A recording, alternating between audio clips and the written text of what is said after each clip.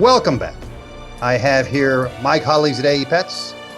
Busy workday Friday, and we're going to talk about a question that we all get a lot is the different options for transporting dogs and cats internationally.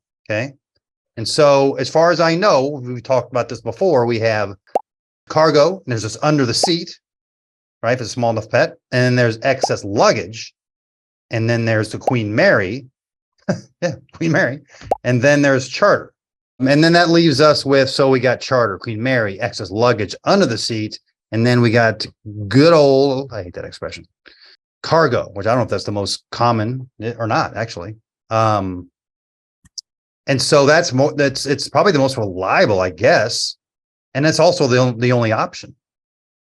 And if you have lots of dogs and cats, or you got big dogs, or you're going to Asia or Australia, a lot of times you have to do cargo. And cargo it's a passenger flight.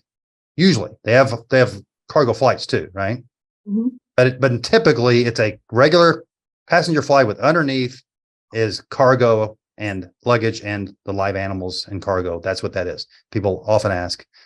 And so that's not the cheapest, because cargo for like a big dog, especially going internationally, can be a couple $1,000, $1,500 to $2,000. Did I tell you that Australia? I think I told you this. There was 2 700 crates, 75-pound dogs times 2 on Qantas for Australia, $8,500.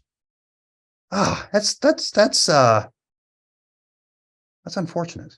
In most cases, with most of these airlines, it's a pet shipper that has to be responsible for arranging that cargo, who is aware of what they're doing. They know what kind of kennel you have to have. They know what your paperwork needs to be. They know how to arrange the customs on the other end. Whereas just a typical pet owner calling an airline saying, can you book this as cargo? They're going to show up with a kennel that's too small.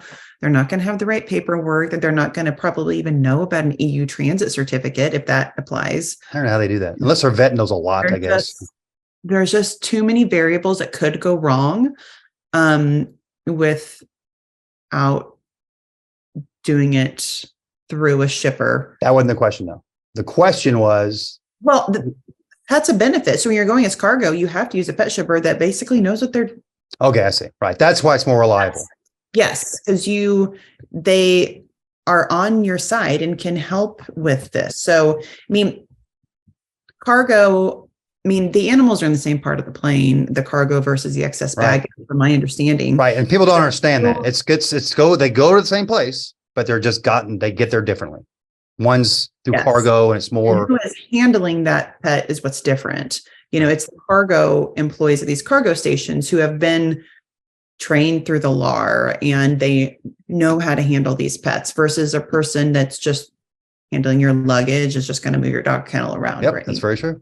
And so as far as reliability, it may even be the most reliable, only because the most reliable method is cargo with a pet shipper. Most reliable, not the cheapest, right? By any means, but the most reliable is not cargo by doing it on your own, which is a whole nother question, which we can ask that too. I've honestly, if I'd never done it before, I don't know how a person who's never done it before would do cargo.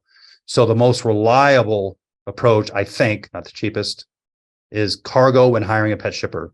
Boom, bam, boom. Least reliable, I guess, is maybe, I would say, excess luggage, I guess.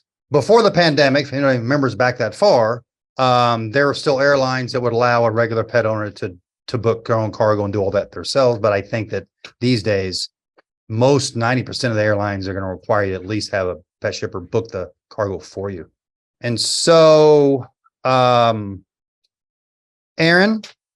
EE, if you will, do you think, cut? AE Pets loves their cats and dogs.